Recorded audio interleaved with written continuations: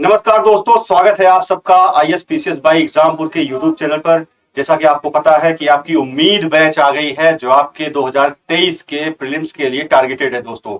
तो सबसे पहले तो आप लोग इससे जुड़िए और सीखिए और जानिए कि कैसे आपका यूपीएससी कितनी डेप्थ में क्वेश्चन पूछता है, तो हम लोग भी कितनी डेप्थ में जाके स्टडी करेंगे। ठीक है, तो सबसे पहले तो आप लोग जुड़ जाइए जल्दी से, और जल्दी से जुड़ने के बाद दोस्तों सबको शेयर करिए और अपने दोस्तों को बताइए। ठीक, शेयर करिए और अपने दोस्तों को बताइए कि आपकी क्लास जो है स्टार्ट हो चुकी है। ठीक है दोस्त। अभिषेक Shukla ji, hello hello, good afternoon. Abhishek Singh ji, good afternoon dear. जल्दी से जल्दी जुड़िए एक बार सब लोग। फिर क्या शुरू करने वाले हैं अपन लोग? शुरू करने वाले हैं इन्वायरमेंट इकोलॉजी अपनी। और आज हम क्या देखने वाले हैं? Function of an ecosystem. और उसमें भी क्या देखेंगे? बहुत सारी चीजें, बहुत सारी रोचक जानकारियां दिखाएंगे, बताएंगे कि आपको क्या जानना है, क्या नहीं जानना है, कैसे यूपीएससी इसमें से आपके लिए क्वेश्चन पुट अप करेगा। ठीक है, रिया जी गुड आफ्टरनून बेटे, शाबाश। जल्दी से जल्दी आप लोग जुड़ जाओ एक बार। बिल्कुल बिल्कुल, आप ही सबसे पहले आए अभिषेक जी।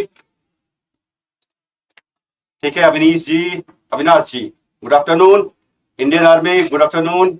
गुड आफ्टरनून बेटे, शाबाश। जल्दी से जल्दी आप लोग जुड़ जाइए एक बार।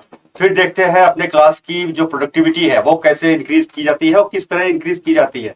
ठीक है, वो दिखाएंगे अपन।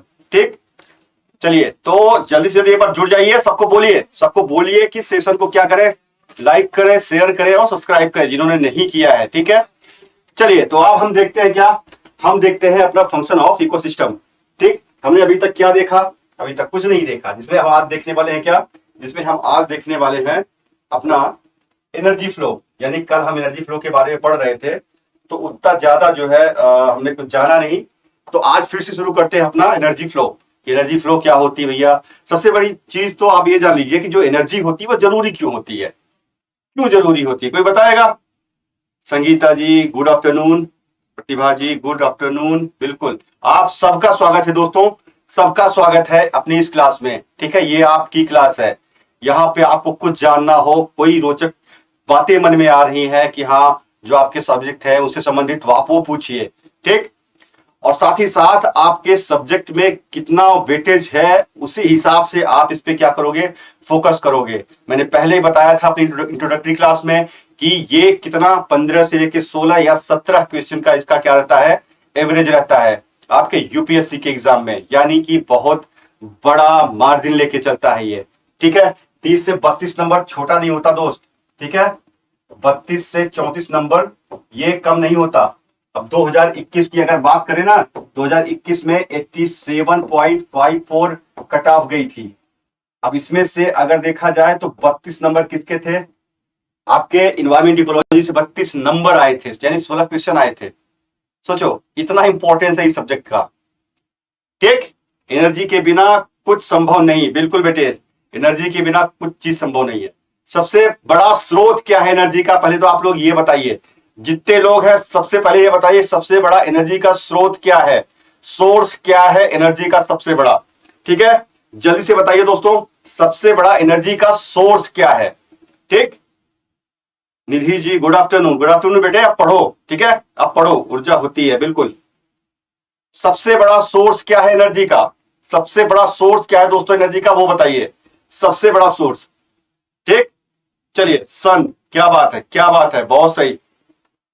अब सबसे बड़ी चीज हम देखते हैं क्या कि जो एनर्जी फ्लो है, एनर्जी फ्लो के बारे में जानेंगे कि पहले तो आप ऊर्जा के बारे में जान लीजिए कि जरूरी क्यों है। जो मेटाबॉलिक एक्टिविटी होती है ना, उसके लिए जरूरी होती है। ठीक है, मेटाबॉलिक एक्टिविटी यानी कि जो आपने भोजन खाया, जो आपने पानी पिया, उसको पचाने के लिए क्या चाहिए? ऊर्जा चाहिए। और वही चीजें रासायनिक क्रिया में बदलती हैं और फिर क्या आपको मिलती है? आपको ऊर्जा मिलती है। जो पौधे हैं, पौधों को ऊर्जा कहां से मिल रही है?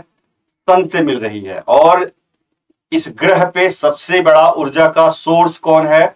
सन है। याद रखिएगा, इस ग्रह पे सबसे बड़ा ऊर्जा का सोर्स या एनर्जी का सोर्स कौन है? सन है। ठीक है, धीरेन्द्र कुमार, बिल्कुल बिल्कुल, गुड आफ्टरनून। आशा यूसुफ जी, सन, बिल्कुल बिल्कुल बेटे, शाबाश। तो ये दोस्तों क्या है? जो सन है आपका सबसे बड़ा ऊर्जा का सोर्स है, स्रोत है। अब एनर्जी फ्लो की बात करें, यानी कि जो ऊर्जा है ये क्या है, ये आपकी सभी उपापचयी यानी कि जो मेटाबॉलिक एक्टिविटी होती है, मेटाबॉलिक एक्टिविटी के लिए क्या है, उत्तरदायी मूल बल है। यानी कि आपने भोजन खाया, पानी पिया, उसका क्या होगा, जारण होगा आपके शरीर में, उसका क्या होगा, पाचन होगा, उसमें रासायनिक क्रियाएं बनेंगी। ठीक, इसके लिए क्या चाहिए, इसके लिए आपको चाहिए एनर्जी। अब देखा जाए तो उत्पादक से उपभोक्ता तक, उत्पादक से उपभोक्ता तक ऊर्जा के प्रवाह को ऊर्जा प्रवाह कहते हैं। यानी कि जो आपका प्रोड्यूसर है, उत्पादक है, उससे लेके आपके उपभोक्ता तक, यानी कि अगर कोई फसल है, अगर वो हम खा रहे हैं, भाई हम तो कंज्यूमर हो गए ना, और वो फसल क्या है, वो उत्पादक है। वो क्या कर रही है, वो अपनी एनर्जी कहां तक पहुंचा रही है, हमारे तक पहुंचा रही है, अपनी एनर्जी हमारे तक पहुंचा रही है ना। तो यही चीज क्या कहलाती है, एनर्जी फ्लो कहलाती है। ठीक है, उत्पादक से लेके उपभोक्ता तक। अब ये एनर्जी कहां जा रही है, आपके कंज्यूमर तक। ठीक है, और ये क्या है, आपका प्रोड्यूसर है। तो इसी चीज को बोला जाता है क्या, आपका energy flow. One place to another place, या one organism to another organism, इनसे क्या हो रही है, एनर्जी फ्लो हो रही है, एक स्थान से दूसरे स्थान तक, या एक पोषण स्तर से दूसरे पोषण स्तर तक। इसको हम थोड़ा सा आगे समझेंगे। ठीक है, अब एक पारितंत्र में याद रखिएगा कि भाई उत्पादक से उपभोक्ता तक ऊर्जा प्रवाह को ऊर्जा प्रवाह कहते हैं। ऊर्जा का जो ट्रांसफर हुआ किस कहां से, उत्पादक से उपभोक्ता तक, यानी कि प्रोड्यूसर से कंज्यूमर तक। और साथ ही साथ ये ऊर्जा क्या है दोस्त, एक दिशीय होती है। यानी कि ऊर्जा कहां, यूनिडायरेक्शनल होती है, एक दिशा में चलती है, वो कहीं वापस नहीं आती या घूम घाम के नहीं आती। फोटोसिंथेसिस भी होता है, बिल्कुल बेटे, फोटोसिंथेसिस होता है। उससे क्या करते हैं, उससे पेड़ पौधे या आपके जो झाड़ियां हैं वो क्या करते हैं, वो अपना भोजन बनाते हैं। तो ऊर्जा का सोर्स हुआ कि नहीं हुआ, एनर्जी भाई मिलनी चाहिए ना उनको, one side to another side. बिल्कुल। चलिए सीबी जी, गुड आफ्टरनून सबको एक बार फिर से। अब जैसे बात करेंगे किसी इकोसिस्टम में, एक पारितंत्र में या इकोसिस्टम में पोषी स्तर की अन्योन्य क्रिया का अध्ययन पारितंत्र के माध्यम से ऊर्जा प्रवाह के बारे में जानकारी देता है। यानी कि थोड़ी सी आपकी हिंदी ये क्या है, टफ है, तो इंग्लिश से कैसे समझेंगे। The study of trophic level, यानी कि जो पोषण स्तर है, एक पोषण स्तर से दूसरे पोषण स्तर तक। ठीक है, ये क्या होता है, जब जिसे हम पिरामिड पढ़ेंगे या खाद्य जाल पढ़ेंगे ना, तो उसमें पोषण स्तर समझ में आएगा आपको। अब इसमें क्या कह रहा है कि जो ट्रॉफिक लेवल है वहां पे क्या हो रहा है, interaction in an ecosystem give the idea about the energy flow. ठीक, यानी कि एक पोषण स्तर से दूसरे पोषण स्तर में जो ऊर्जा का प्रवाह हो रहा है वही तो एनर्जी फ्लो है, वही ये भी कह रहा है। ठीक है, कैसे एक फसल से हमारे तक जो है ऊर्जा पहुंच रही है, कैसे एक पौधे से खरगोश तक ऊर्जा पहुंच रही है, कैसे एक खरगोश से सांप को ऊर्जा पहुंच रही है, कैसे एक सांप से लेके किसको ऊर्जा पहुंच रही है, आपके बाज को ऊर्जा पहुंच रही है। ठीक है, यही फ्लो कहलाता है आपका क्या, एनर्जी फ्लो। ठीक, चलिए अभी आगे क्लियर होने वाला है दोस्तों। ठीक है सर, बहुत कम लोग आए हैं, कोई बात नहीं बेटे, कोई बात नहीं। आप लोग एक बार जो है ना शेयर कर दीजिए, अपने दोस्तों को बताइए। ठीक है, दोस्तों को बताइए कि आपकी बहुत इंपॉर्टेंट क्लास चल रही है यहाँ पे। ठीक, चलिए अब देखते हैं। अब उष्मागतिकी का नियम जानते हो आप लोग, थर्मो जो डायनेमिक्स है, उष्मागतिकी जिसको बोलते हैं, उसके दो नियम है। ठीक है, पहला नियम क्या कहता है कि ऊर्जा को न तो बनाया जा सकता है और न ही नष्ट किया जा सकता है। ये अच्छी तरह जानते हो आप लोग कि एनर्जी को न तो बनाया जा सकता है और न ही नष्ट किया जाता है या नष्ट किया जा सकता है, या केवल एक रूप से दूसरे रूप में क्या होगी दोस्त, परिवर्तित होती है, एक रूप से दूसरे रूप में परिवर्तित होती है। ठीक, अब दूसरा नियम क्या कहता है कि जैसे जैसे ऊर्जा स्थानांतरित होती है, यानी कि ऊर्जा अगर एक पोषण स्तर से दूसरे पोषण स्तर में ट्रांसफर हुई या स्थानांतरित हुई, तो क्या होगा, उसका अधिक से अधिक, यानी ऊर्जा का अधिक से अधिक क्या होता है, व्यय होता है या व्यर्थ हो जाती है। यानी कि पूरी की पूरी ऊर्जा एक पोषण स्तर से दूसरे पोषण स्तर में नहीं पहुंचती है। ठीक, अब इसी पे क्या पढ़ते हैं हम लोग, 10% लॉ पढ़ते हैं या 10% का नियम पढ़ते हैं अपन लोग, यही पढ़ते हैं ना। ठीक सर, कोई बुक नेम बता दीजिए यूपीएससी की प्रिपेयर के लिए प्लीज। कौन सी बुक बेटे? 16 सब्जेक्ट है और कौन सी बुक चाहिए आपको ये बता दो। ठीक, चलिए। अब आपने देखा कि जो थर्मोडायनेमिक्स है या जो आपका उष्मागतिकी है, उसमें बताया गया सीधे सीधे कि भैया जो आपकी ऊर्जा है न तो उसको बनाई जा सकती है न तो नष्ट की जा सकती है, उसको केवल एक रूप से दूसरे रूप में परिवर्तित की जा सकती है। और दूसरा नियम क्या कहता है कि जैसे ऊर्जा का ट्रांसफर एक पोषण स्तर से दूसरे पोषण स्तर में, यानी कि अगर किसी पौधे में है, अगर उसको खरगोश खा रहा है तो पूरी की पूरी ऊर्जा, एक पौधे की पूरी ऊर्जा खरगोश पे नहीं जाएगी, उसका कुछ अंश ही जाएगा। ठीक है, चलो। अब ये क्या कहती है, भैया एक पोषण स्तर से दूसरे पोषण स्तर में जाने के लिए ऊर्जा क्या करती है, जब ऊर्जा का ट्रांसफर होगा या ऊर्जा जाएगी वहां पे दूसरे पोषण स्तर में, तो बहुत सारी ऊर्जा क्या होगी, व्यर्थ हो जाती है।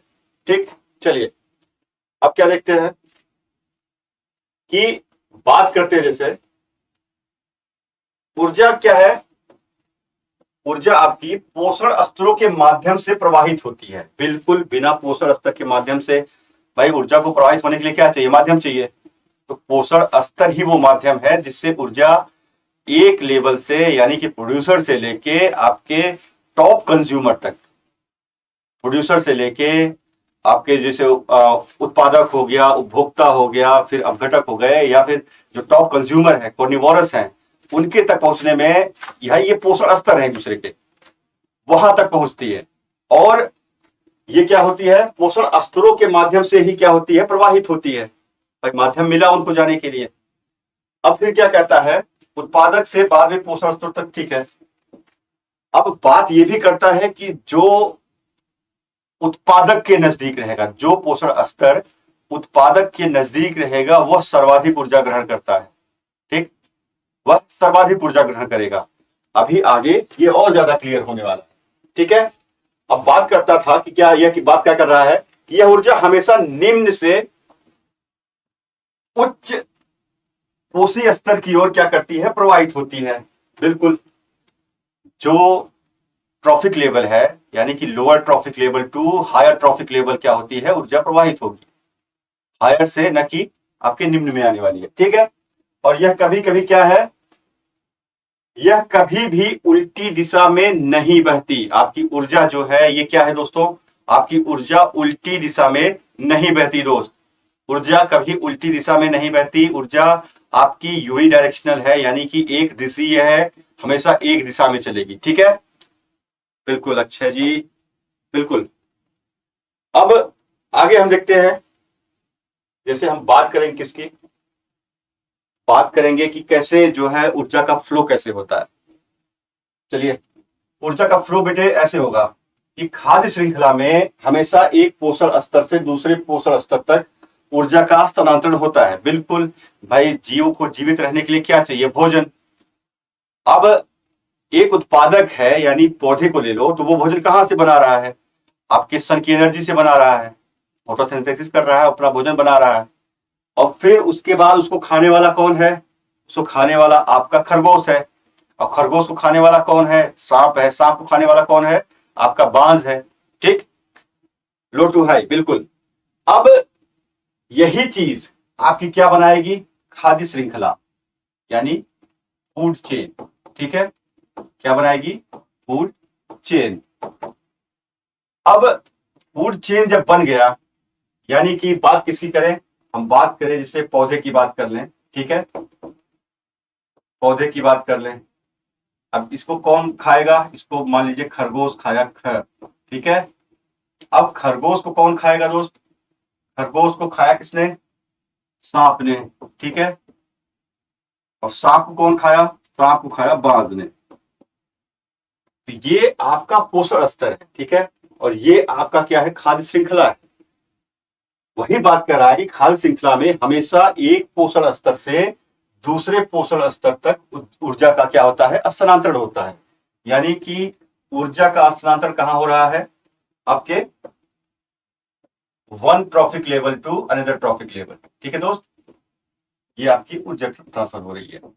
लेकिन इसमें से भी जब ये ऊर्जा एक पोषण स्तर से दूसरे पोषण स्तर में प्रवाहित होती है या ट्रांसफर होती है, तो इसका बहुत सारा भाग, ठीक है, बहुत सारी ऊर्जा क्या होती है दोस्त, बहुत सारी ऊर्जा आपकी नष्ट हो जाती है।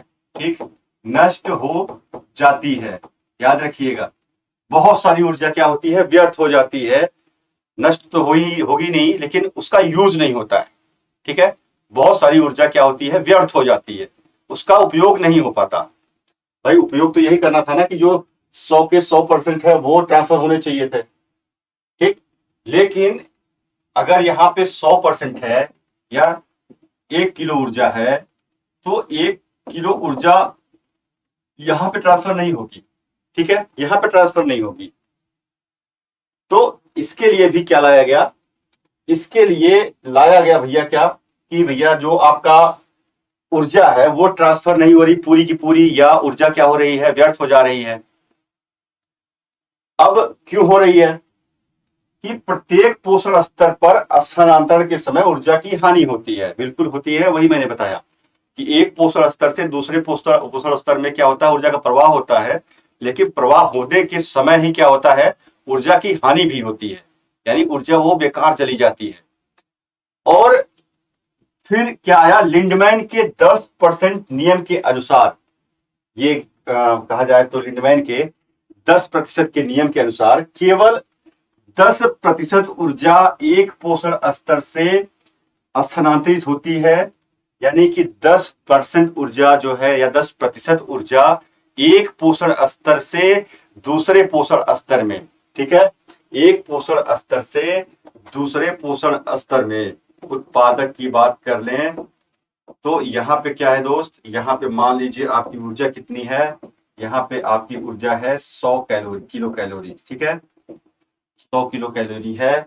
और जब ये आपका कहा खरगोश खाएगा, यानी कि ये क्या है आपका, ये दूसरा पोषण स्तर है या ट्रॉफिक लेवल है, तो यहाँ पे कितनी ऊर्जा मिलेगी इसको, इसको मिलेगी केवल 10% की बात कर रहा है, तो 100 का 10% कितना हो गया, यानी 10 किलो कैलोरी। ठीक है, केवल 10 किलो कैलोरी ऊर्जा कहाँ मिल रही है, आपके दूसरे पोषण स्तर पे, केवल 10 किलो कैलोरी ऊर्जा दूसरे पोषण स्तर पर मिल रही है। और साथ ही साथ यहाँ पे क्या हो रहा है दोस्त, यहाँ पे हो रहा है आपके 90% जो आपकी ऊर्जा है, 90% ऊर्जा क्या हो गई, वो व्यर्थ हो गई। ठीक है, यानी उसका कोई यूज नहीं हुआ। अब वही कहते हैं कि जो 10% ऊर्जा है केवल एक स्तर से दूसरे स्तर में जाती है। अब जब अगले स्तर की बात कर लें, अगले स्तर में कौन, खरगोश को सांप ने खाया। ठीक है, सांप ने खाया, अब 10 किलो कैलोरी ऊर्जा है, तो इसका 10% कितना हो जाएगा, 10 का 1 हो जाएगा। ठीक है, यानी कि बाकी जो 9 किलो कैलोरी ऊर्जा थी वो क्या हुई, वो आपकी व्यर्थ हो गई दोस्त, वो आपकी व्यर्थ हो गई। यही है लिंडमैन का 10% का नियम। ये और आगे समझेंगे अभी भी, लेकिन अभी यहाँ पे आपकी जानकारी के लिए इतना बता दिया। अब क्या कहते हैं लिंडमैन साहब, कि केवल 10% ऊर्जा एक पोषण स्तर से दूसरे में जो है ट्रांसफर होती है, एक पोषण स्तर से दूसरे में ट्रांसफर होती है। ठीक, एनर्जी क्यों व्यर्थ होता है सर, गुड, बहुत बढ़िया, शाबाश, सेकेंडरी टर्सरी कंज्यूमर, ये है। आप पकड़िए इस चीज को कि भैया 90% जो एनर्जी है वो क्या हो रही है, व्यर्थ हो रही है, यानी उसका कोई यूज ही नहीं हो पा रहा है। तो क्यों हो रही है, आगे बताते हैं कि जो एनर्जी 10% या मतलब कि मिल रही है उनको, या 90% जो व्यर्थ हो जा रही है, वो किस लिए हो रही है, वो आपकी मेटाबॉलिक एक्टिविटी में जाता है। ठीक है दोस्त, मेटाबॉलिक एक्टिविटी में क्या होता है, यूज होता है। अब इसे लिंडमैन ने कब दिया था 10% का रूल, याद रखिएगा 1942 में। ठीक है, 1942 में लिंडमैन ने 10% का नियम दिया था। आप इसको लिख लीजिएगा पेपर के कॉर्नर पे कहीं अपने, या पेज के कॉर्नर पे। ठीक बेटे, राम राम क्रिमिनल जॉर्ज जी, राम राम सर। क्यों व्यर्थ होता है, बिल्कुल ये बता देते हैं। अब जब व्यर्थ कैसे होगा, जब एक पदार्थ से ये स्थानांतरण जब होगा, ऊर्जा का जब ट्रांसफर होगा एक पोषण स्तर से दूसरे पोषण स्तर में, सबसे बड़ी बात तो आपने कितना 100 जैसे ट्रांसफर कर रहे हैं आप, श्वसन भी तो कर रहा है ना। देखिए शेष क्या है, स्थानांतरण के दौरान क्या होती है, खो जाता है या श्वसन में टूट जाता है, उच्च ट्रॉफिक स्तरों द्वारा अपूर्ण पाचन में खो जाता है, यानी कि पाचन भी पूरी तरह से नहीं होता, तो उसमें भी क्या होगा, वो ऊर्जा व्यर्थ हो जाएगी। ठीक है, उस ऊर्जा का उपयोग नहीं होगा। तो जो आपके लिंडमैन साहब थे, इन्होंने 10% का नियम दिया और बताया क्या कि एक पोषी स्तर से अगले जो पोषी स्तर में ऊर्जा का ट्रांसफर कितने परसेंट होगा, केवल 10% होगा और 90% ऊर्जा व्यर्थ हो जाएगी। अब वही चीज कह रहे हैं, केवल 10% ऊर्जा ही मांस के रूप में संग्रहित होता है, केवल 10% ऊर्जा क्या होगी, मांस के रूप में संग्रहित होगी, बाकी 90% एनर्जी वो कहा जाएगी, आप सांस लोगे, मेटाबॉलिक एक्टिविटी करोगे, फिर आप क्या करोगे, बहुत सारी गतिविधियां करते हो, तो ऊर्जा का क्या होता है, ऊर्जा का ह्रास होगा। ठीक, अब इसका तात्पर्य है कि प्रत्येक ट्रॉफिक स्तर या प्रत्येक पोषण स्तर पे क्या हो रहा है, ठीक 90% ऊर्जा क्या होती है, खो जाती है, और केवल 10% ऊर्जा अब खोएगी कैसे, आप गतिविधियां कर रहे हो, चल रहे हो, श्वसन कर रहे हो, मेटाबॉलिक एक्टिविटीज, पाचन कर रहे हो भोजन का, तो ये सब में क्या होती है, आपकी ऊर्जा तो नष्ट होती है ना, ये तो नष्ट होती है। ठीक, चलिए, ठीक दोस्तों, अब देखते हैं आगे। भाई ये लिंडमैन साहब थे, इन्होंने 10% का नियम दिया। अब जैसे बात कर रहे हैं कि ये जो 10% का नियम है, आप यहां पे देख रहे हो अच्छे से कि प्राइमरी प्रोड्यूसर के पास कितना है, अभी प्राइमरी प्रोड्यूसर के पास आपका कितना है, 1000 किलो कैलोरी। ठीक, अब 1000 किलो कैलोरी है, तो अगले ट्रॉफिक लेवल में कितना जाना चाहिए, जल्दी से बताना दोस्त। 1000 किलो कैलोरी अगर ऊर्जा नीचे, यानी कि जो आपका उत्पादक है उसके पास है, तो अगले स्तर पे कितना जाना चाहिए ऊर्जा। ठीक है, जल्दी से बताना दोस्तों, जल्दी से बताना कि अगले ट्रॉफिक स्तर पे कितनी ऊर्जा जानी चाहिए। ठीक है, एक बार जल्दी से बताओ आप लोग, जल्दी से बताओ एक बार। ठीक है, जल्दी से बताओ दोस्तों। अब जब प्राइमरी प्रोड्यूसर के पास कितना है, 1000 किलो कैलोरी ऊर्जा है, तो इसका कितना 10%, यानी कि जो यहां पे जब ऊर्जा जाएगी, यानी कि दूसरे ट्रॉफिक लेवल पे या दूसरे पोषक स्तर पे या दूसरे पोषी स्तर पे, तो यहां पे क्या होगा, केवल 10% ऊर्जा जो है वो यहां जाएगी, और यहां पे कितना मिलेगा आपको, केवल 100 किलो कैलोरी ऊर्जा मिलने वाली है।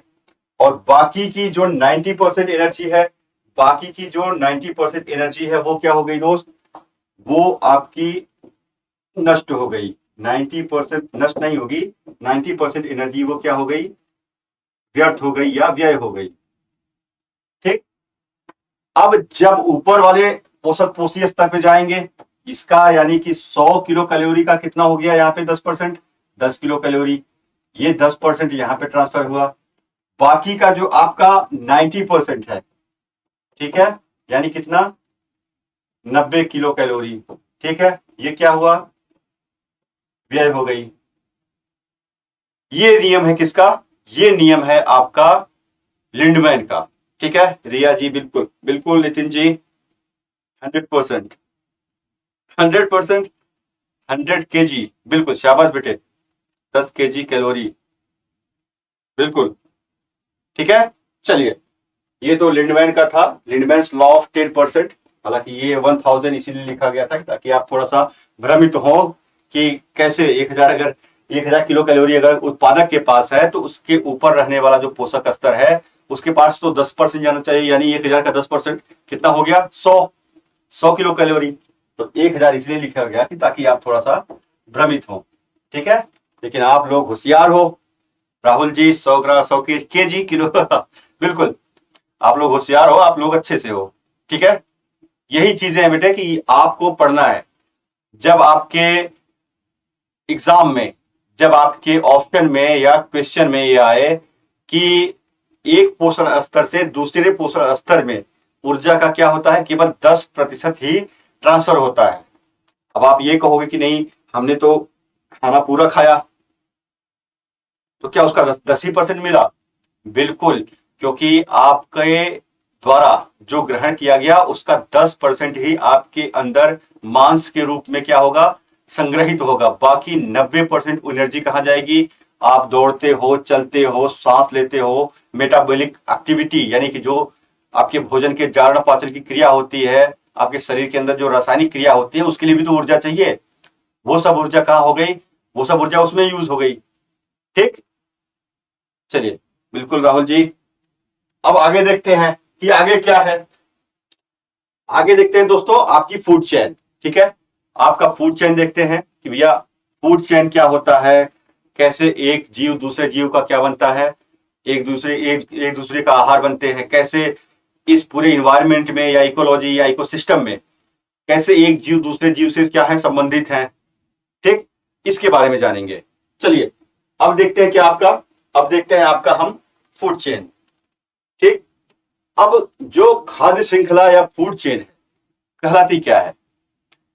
खाद्य श्रृंखला दोस्त, पारिस्थितिकी तंत्र के भीतर विभिन्न जीव पोषण स्तर या आहार तंत्र के माध्यम से क्या है, एक दूसरे से जुड़े हुए हैं। सभी जीव क्या है, दूसरे से जुड़े हुए हैं भाई। सभी ऑर्गेनिज्म भाई, उनको जीवित रहने के लिए क्या चाहिए? बायोटिक अबायोटिक जो है कंपोनेंट्स चाहिए भाई। अब जीव है तो वो क्या है? बायोटिक है ना। जीव है तो वो क्या है? जैविक अपघटक है आपका। अब जैसे मुझे जिंदा रहने के लिए क्या चाहिए? अब जैसे आप अगर चिकन खाते हो, आप अगर क्या खाते हो, फसल खाते हो, तो ये सब क्या है? ठीक, बिल्कुल बिल्कुल। मेटाबॉलिज्म मेटाबॉलिक जो एक्टिविटी होती है, मेटाबॉलिक प्रोसेस होता है, उसमें क्या होता है, 90% ऊर्जा आपकी लॉस होती है या उसमें व्यर्थ हो जाती है या व्यय हो जाती है। ठीक, लवप्रीत जी गुड आफ्टरनून, गुड आफ्टरनून बेटे। अब क्या है कि जो आपकी फूड चेन है, फूड चेन किसकी बात कर रहा है? बात कर रहा है आपके एक जीव से दूसरे जीव के जुड़ने की। बात कर रहा है कैसे? कि पोषण स्तर के माध्यम से। ठीक है, पोषण स्तर की बात कर रहा है कि पोषण स्तर के माध्यम से यानी कि ट्रॉफिक लेवल के माध्यम से जुड़ा होगा, या आपके आहार तंत्र के या कहा जाए खाद्य श्रृंखला के माध्यम से जुड़ा होगा। ठीक, अब जैसे हम बात करें, अगर पौधे की बात हमने की, खरगोश की बात की, खरगोश के बाद सांप की बात की, ये क्या है? एक तो पोषण स्तर इनका बन रहा है, वन ट्रॉफिक लेवल तो एंडर ट्रॉफिक लेवल, और दूसरी साथ में ये क्या है, एक दूसरे से जुड़े हुए हैं। कैसे? एक पोषण स्तर से दूसरे पोषण स्तर में आपने देखा जुड़े कैसे हैं, क्योंकि भैया खरगोश को जिंदा रहने के लिए क्या खाना है? गाजर की घास खानी है, और सांप को जिंदा रहने के लिए क्या खाना है? खरगोश खाना है। तो भाई एक दूसरे से कनेक्ट हुए कि नहीं हुए? ठीक है, प्लैनेट एंड एनिमल्स, बायोटिक, बिल्कुल शाबाश बेटे। ठीक, ये क्या है? एक दूसरे से जुड़े हुए हैं, या तो आपके पोषण स्तर के माध्यम से जुड़ेंगे या आपके खाद्य श्रृंखला या खाद्य जो तंत्र है, आहार तंत्र है, उसके माध्यम से जुड़ेंगे। ठीक, अर्थात प्रत्येक जीव एक दूसरे जीव का क्या है? भोजन बन जाता है। बिल्कुल भोजन बनता है। ठीक, बिल्कुल सिम्बायोटिक रिलेशनशिप। अब एक दूसरे को खाने वाले जीवों का क्रम एक खाद्य श्रृंखला कहलाता है या बनता है, उसके आधार पे एक खाद्य श्रृंखला का निर्माण होता है। अब वो कैसे देखेंगे, अभी आगे देखेंगे। तो एक खाद्य श्रृंखला यानी कि एक फूड चेन जो है वो कहां से स्टार्ट होगी? वो स्टार्ट होगी आपके हमेशा आपके उत्पादक से, यानी कि आपके प्रोड्यूसर से। जब उत्पादक होगा तभी तो उपभोक्ता होगा। अब उत्पादक ही नहीं तो उपभोक्ता बेचारा कितने दिन टिकेगा? ठीक, अब आप उपभोक्ता हो, ठीक है, आपको किसी कमरे में बंद कर दिया जाए और खाना पीना न दिया जाए तो क्या होगा? कितने दिन जिंदा रहोगे? हाँ, कितने दिन जिंदा रहने वाले हो? तो कह रहा है क्या कि एक खाद्य श्रृंखला उत्पादकों के साथ शुरू होती है और शीर्ष मांसाहारियों पे जाके क्या होती है? समाप्त होती है, यानी टॉप जो कार्निवोरस होगा या टॉप लेवल पे जो आपका कंज्यूमर होगा, वहां तक जाके क्या होगी, ये समाप्त होती है। ठीक, ये अगर आप देखना चाहें तो आपकी खाद्य श्रृंखला ऐसे बनती है। ठीक है, जैसे प्रोड्यूसर आपकी ग्रास हो गई। ठीक है, ग्रास क्या है, ये उपभोग उत्पादक है आपका। ठीक है, उत्पादक। ठीक है, अब फिर जो है ये ग्रास को किसने खाया, ग्रॉस हॉपर यानी टिड्डे ने। ये क्या है, ये आपका प्राथमिक प्राथमिक उपभोक्ता है। ठीक है दोस्तों,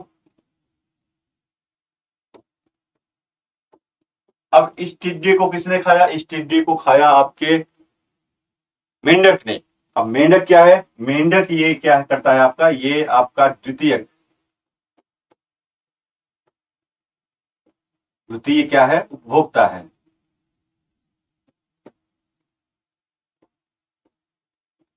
ठीक, अब जो टर्सरी कंज्यूमर आएगा, यानी कि जो स्नेक होगा वो किसको खाएगा, मेंढक को खाएगा। ये एक दूसरे के ऊपर क्या है, डिपेंड है। अब टिड्डा मेंढक को नहीं खा सकता। ठीक, मेंढक को नहीं खा सकता। अब मेंढक जो है वो सांप को नहीं खा सकता, ये उल्टा होगा, यानी ये संभव ही नहीं है। ये संभव तब है जब आपका उत्पादक क्या हो, उत्पादक हो इसमें, यानी कि जो आपकी खाद्य श्रृंखला है वो डिपेंडेंसी को क्या करती है, दर्शाती, निर्भरता को दर्शाती है। ठीक, कि कैसे एक उत्पादक पे कुछ जीव निर्भर होंगे। ठीक है, और उत्पादक क्या होंगे, हरे पौधे, उसके ऊपर कुछ जीव निर्भर होंगे और उन जीवों के ऊपर कुछ जीव निर्भर होंगे। अब उनके ऊपर भी कुछ जीव निर्भर होंगे, जैसे आप इसमें देख रहे हो। फिर क्या हो रहा है, फिर सांप को किसने खाया, बाज ने खाया। मान लो अब बाज यहां मर गया, बाज मर गया, तो यहाँ पे क्या होगा, डिकम्पोजर इसको क्या करेगा, डिकम्पोज करेगा और पुनः ही जो है ये क्या होगा, घास के पोषक तत्व के रूप में इसको फिर वापस मिलेगा। ये होती है आपकी क्या, ये होती है आपकी फूड चेन। अब हम जैसे बात करें, बिल्कुल बिल्कुल बिल्कुल, अब जैसे बात करें दोस्तों, अब बात किसी करें, अब जैसे बात करें हम आपके फूड वेब की, अब सॉरी अभी टाइप्स ऑफ फूड चेन की बात कर लें कि भैया ये फूड चेन जो है कितने प्रकार की हो सकती है। ठीक, अब फूड चेन की बात करें तो फूड चेन आपकी दो प्रकार की होती है। ठीक है, टाइप्स ऑफ फूड चेन। ठीक, यानी कि खाद्य जो श्रृंखला है, खाद्य श्रृंखला के प्रकार की बात अगर करें, ठीक है, खाद्य श्रृंखला के प्रकार की बात करें तो आपकी दो प्रकार की कौन सी खाद्य श्रृंखला होती है। पहली तो हो गई आपकी ग्रेजिंग फूड चेन, यानी कि चारण चारण खाद्य श्रृंखला। ठीक है, चारण खाद्य श्रृंखला। अब डिट्रीटस फूड चेन की बात करें तो इसको क्या बोलते हैं, इसको बोलते हैं अपरद। ठीक है, अपरद खाद्य श्रृंखला। ठीक दोस्त,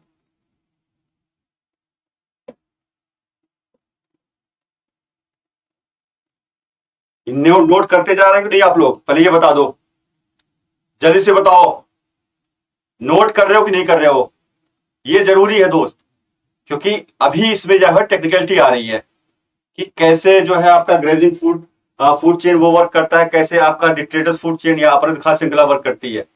ठीक है, डिकम्पोजर बैक्टीरिया फंजाई, बिल्कुल बिल्कुल बिल्कुल। ठीक है दोस्त, अब क्या कर रहा है, अब जैसे हम देखेंगे कि जो आपका खाद्य श्रृंखला है या फूड चेन है उसको दो भागों में बांट दिया गया।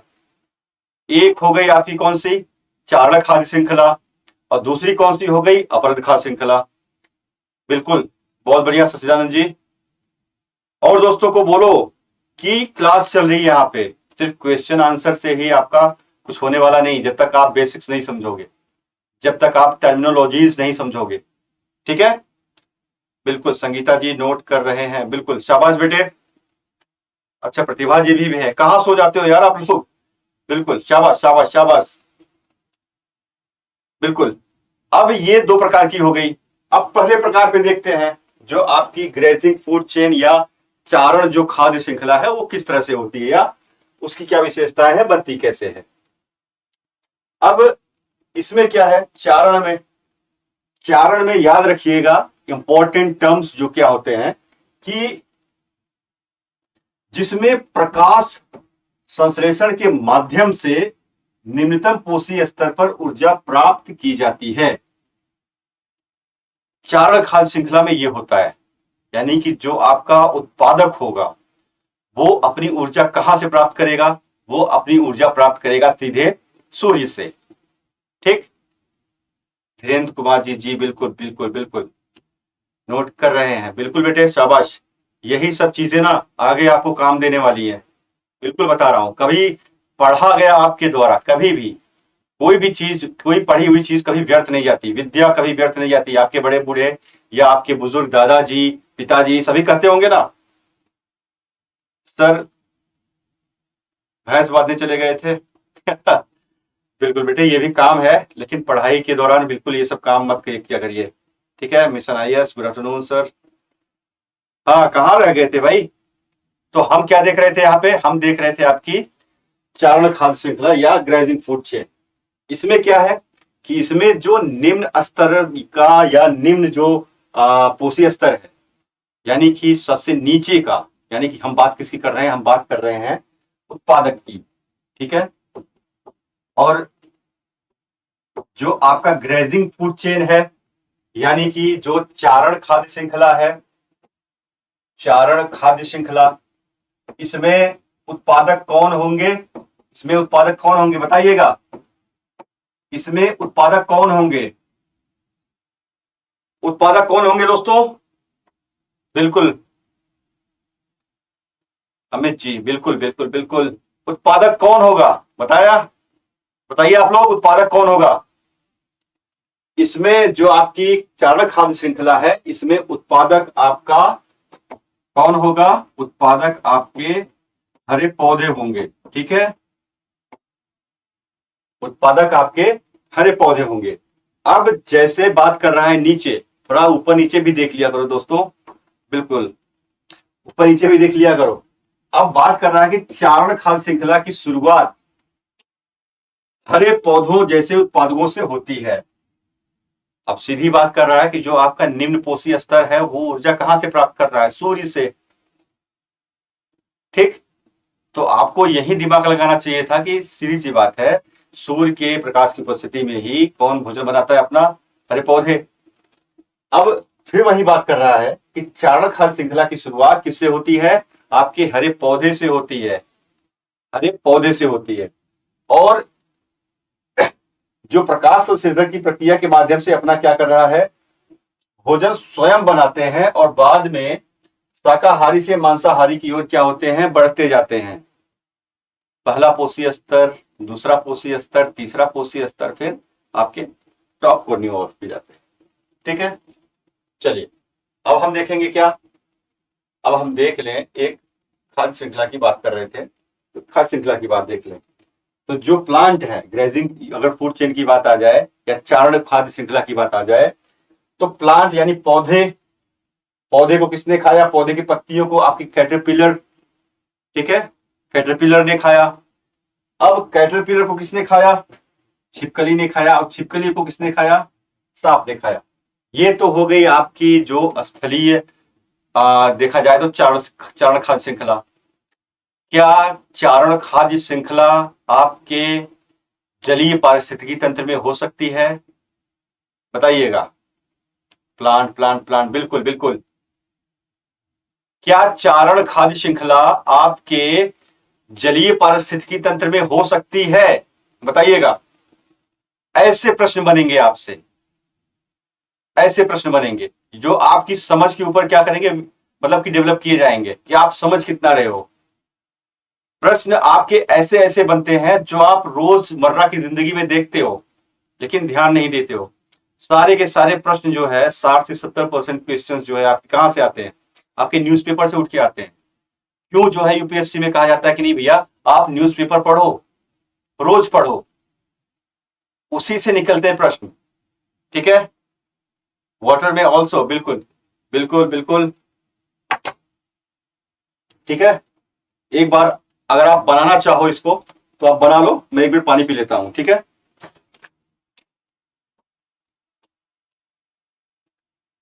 सिस्टर नहीं करें, होगा होगा।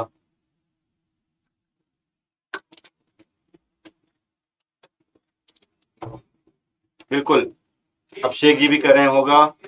मिशन आईएएस जी बिल्कुल, श्यामानंद भारती जी बिल्कुल।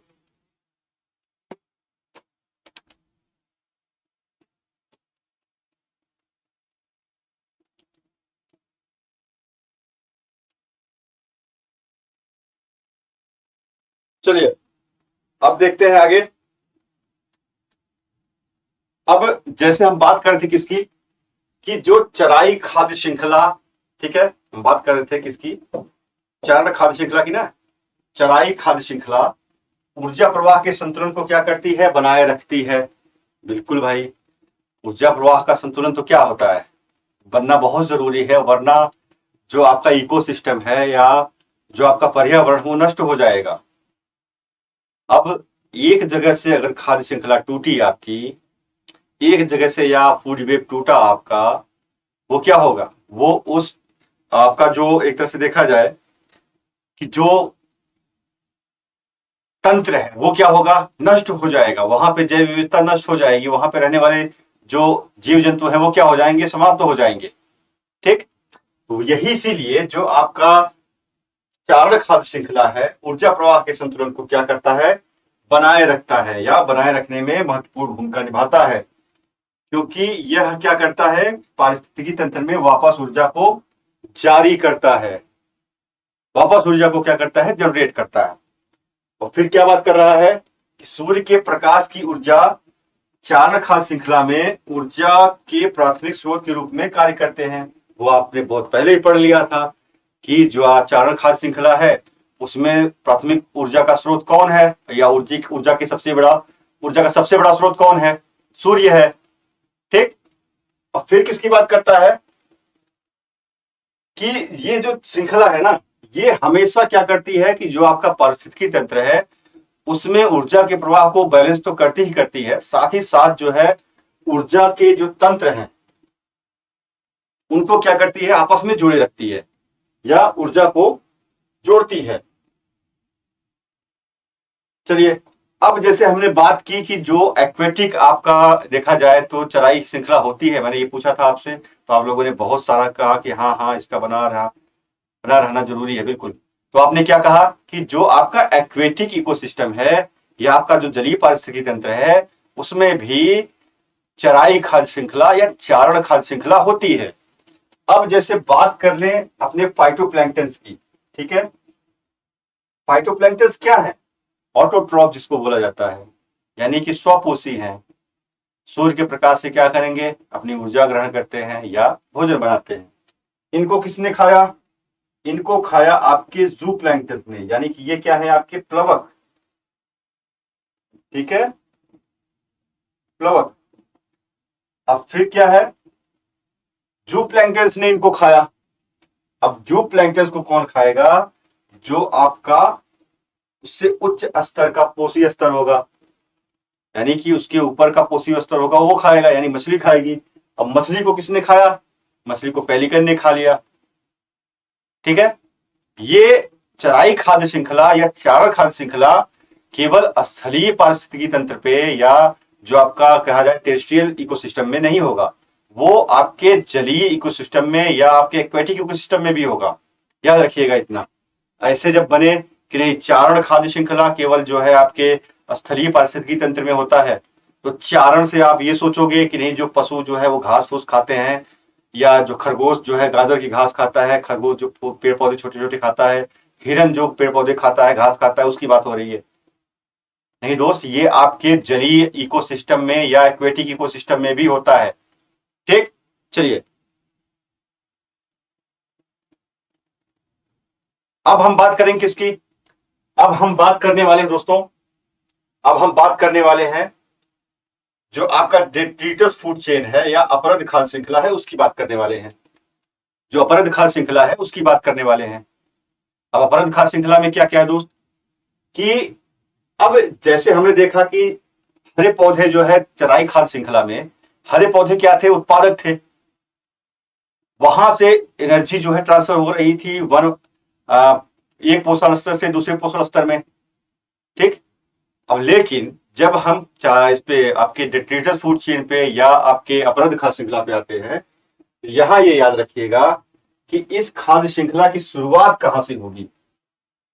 यानी कि चराई खाद्य श्रृंखला में शुरुआत हुई थी आपके हरे पौधों से, हरे पौधों से शुरुआत हुई थी। लेकिन आपका जब अपरद खाद्य श्रृंखला आएगी या डेट्रीटस फूड चेन आएगा, तो इसकी शुरुआत होगी आपके किससे? मरे हुए या सड़े गले जानवरों के कार्बनिक पदार्थ से, ठीक। मरे हुए जानवरों के कार्बनिक पदार्थ या मरे हुए जानवर शुरू होगी, या पेड़ से जो पत्तियां टूट के गिर गई उनसे शुरू हो जाएगी। क्यों? फिर क्या हुआ कि जैसे कि आपने देखा कि ये पेड़ से गिरी पत्ती है, ठीक है। पहले तो इसको छोटे छोटे जो नीचे जीव रहेंगे वो खाएंगे, फिर इनको कौन खाएगा? इनको खाएगा आपका सेकेंडरी डेट्रीटस जो है, इससे पक्षी कोई हो गया। अब जब पक्षी मर जाएगा तो ये भी क्या होगा? ये भी अपघटकों द्वारा क्या किया जाएगा? अपघटकों द्वारा ये भी तोड़ दिया जाएगा, ठीक। ये भी क्या किया जाएगा? समाप्त कर दिया जाएगा। ये चलती रहती है प्रक्रिया, ये प्रक्रिया चलती रहती है, कभी जो है टूटती नहीं है। और जिस दिन टूटेगी उस दिन वो इकोसिस्टम क्या हो जाएगा? समाप्त हो जाएगा। सर बोथ में होगा, बिल्कुल बिल्कुल बिल्कुल। अब हम क्या देखेंगे? हमने देखा, जो हमने चराई खाद्य श्रृंखला देख ली अपनी। जब ग्रेजिंग चेन की बात, फूड चेन की बात आएगी, तो याद रखिएगा वो स्थलीय में नहीं होगा, स्थलीय पारिस्थितिकी तंत्र में, स्थलीय में तो होगा ही होगा, जलीय में भी होगा, ठीक है। दोनों तंत्र में होगा, याद रखिएगा। अब जब डेट्रीटस फूड चेन की बात करें या अपरद खाद्य श्रृंखला की बात करें, इसमें क्या होने वाला है? इसमें होने वाला है कि वहां तो हरे पौधे या जीवित जीवों से शुरू हो रहा था, क्या आपका ग्रेजिंग जो फूड चेन था। अब अपरद जो फूड चेन है या अपरद जो खाद्य श्रृंखला है या डेट्रीटस फूड चेन है, वो किससे शुरू हो रही है? वो शुरू हो रही है आपके मरे हुए जीव जंतुओं से या पेड़ पौधों से, जो पेड़ों से क्या हो गए हैं? टूट के नीचे गिर गए हैं, या पत्तियां टूट के नीचे गिर गई हैं, या पेड़ जो है वो सूख गए हैं, इनसे शुरू होती है, ठीक है, याद रखिएगा। चलिए अब आगे देखते हैं। अब खाद्य जाल की बात करते हैं। फूड चेन तो हमने देख ली, खाद्य श्रृंखला देख ली, अब फूड वेब की बात करेंगे, खाद्य जाल की बात करेंगे। अब खाद्य जाल क्या होता है दोस्त? याद रखिएगा, बहुत सारे जब फूड चेन आपस में मिलते हैं तब आपका निर्माण होता है किसका? तब निर्माण होगा आपके खाद्य जाल का। यानी कि अब केवल टिड्डे को मेंढक नहीं खाएगा, टिड्डे को और लोग भी खाएंगे, टिड्डे को चिड़िया भी खा सकती है, ठीक है। ये बहुत देखा जाए तो जटिल संरचना है, जो आपकी फूड वेब है, ये बहुत जटिल संरचना है। इसमें बहुत सारे जो आपके देखा जाए तो फूड चेन शामिल है, पहले ही बताया। तो जो आपका क्या है, जो आपका खाद्य जाल है या फूड वेब है, वो क्या है दोस्त? एक ही पारितंत्र में सभी खाद्य श्रृंखलाओं का क्या होता है? योग होता है। एक ही पारितंत्र में, अब एक पारितंत्र में एक ही खाद्य श्रृंखला नहीं होगी, कई खाद्य श्रृंखलाएं होंगी, ठीक है। अब उनको सबको जोड़ के क्या बनाया जाएगा? आपका खाद्य जाल, ठीक। एक पारिस्थितिकी तंत्र में प्रत्येक जीवित वस्तु कई खाद्य श्रृंखलाओं का हिस्सा हो सकता है, बिल्कुल। जैसे खाद्य श्रृंखला की बात आएगी तो उसमें क्या देखेंगे? उसमें एक जीव एक ही के ऊपर क्या है? डिपेंडेंट है। लेकिन जब फूड वेब की बात आएगी, खाद्य जाल की बात आएगी, खाद्य जाल में क्या कर रहा है कि प्रत्येक जीव कई जो है श्रृंखलाओं का क्या हो सकता है? कई श्रृंखलाओं का हिस्सा होता है, कई श्रृंखलाओं का, ठीक। अब प्रत्येक खाद्य श्रृंखला एक संभावित मार्ग है जो ऊर्जा और पोषक तत्व पारिस्थितिकी तंत्र के माध्यम से आगे बढ़ाते हैं या आगे ले जाते हैं। जैसे आपने देखा था ना कि फूड चेन थी कि कैसे उत्पादक से अंतिम उपभोक्ता तक, यानी कि जो टॉप कंज्यूमर है वहां तक क्या हो रहा है, ऊर्जा का प्रवाह हो रहा है। और ये भी खाद्य जाल में भी क्या हो रहा है, ऊर्जा का प्रवाह होगा। और क्या कर रहा है कि इसके साथ ही साथ, ऊर्जा के प्रवाह के साथ ही साथ जो है क्या, पोषक तत्व भी क्या कर रहे हैं, वो एक trophic level to another trophic level transfer हो रहे हैं।